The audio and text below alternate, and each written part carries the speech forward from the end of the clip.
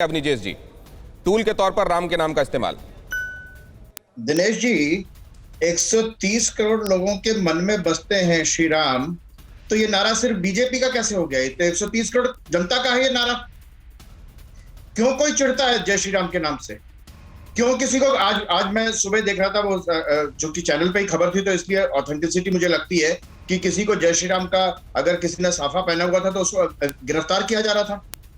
चमड़ी उधेड़ लूंगी मैं, बोलूंगी नहीं मंच पर मैं जय श्री राम का नारा लगाने पे। 130 करोड़ लोगों के मन में बसते हैं और उसको तुम टूल मानते हो, हथियार मानते हो। 130 करोड़ लोगों के हृदय में बसने वाले श्री राम की जयकारा लगाना, आप उसको सिर्फ हथियार कहते हो एक पार्टी का? शर्म आनी चाहिए ऐसे लोगों को। और सच बात है, ये तमाम लोग हैं, ये तमाम पार्टियां हैं जो अयोध्या में श्री राम मंदिर बनने के खिलाफ थी। कभी वकील के, कभी अदालत से, कभी दलील, कभी कुछ, कभी कुछ, कभी कुछ।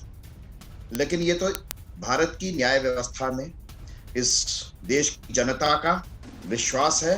देश के उच्चतम न्यायालय में निर्णय आने के बाद भी लोगों ने बहुत सारी कोशिशें की। वो अलग अलग पार्टियों में एक्टिव भी हैं खूब अच्छी तरीके से, किसी भी तरीके से ना बन पाए। कभी 2019 के चुनाव से ना बन पाए, कभी अभी ना बन पाए, और अभी भी कर रहे हैं। अभी भी कोई देश की जनता जिससे 1 रुपए मांगते हैं वो 10 रुपए देती है, तब भी चंदे पर है। इसलिए इस देश की जनता ने जहां पहुंचाया है इन लोगों को, अभी भी समझ में नहीं आ रहा। ठीक है कि देश की जनता अगर 130 करोड़ हृदय में तो राम अगर सबसे संबद्ध है तो उनका नाम लिया जाना, उनके संदर्भ में कोई बात कहा जाना सिर्फ एक पॉलिटिकल वॉर क्राई कैसे हो सकता है, ये बात आपने कही। और दूसरी बात ये भी कही कि ये वो लोग हैं जो नहीं चाहते थे कि राम मंदिर भी बने। कभी वकील, कभी दलील, ये इंश्योर कर रहे थे कि ऐसा ना होने पाए। परवाह देश की, सोमवार से शुक्रवार रात 10 बजे TV9 भारतवर्ष पर।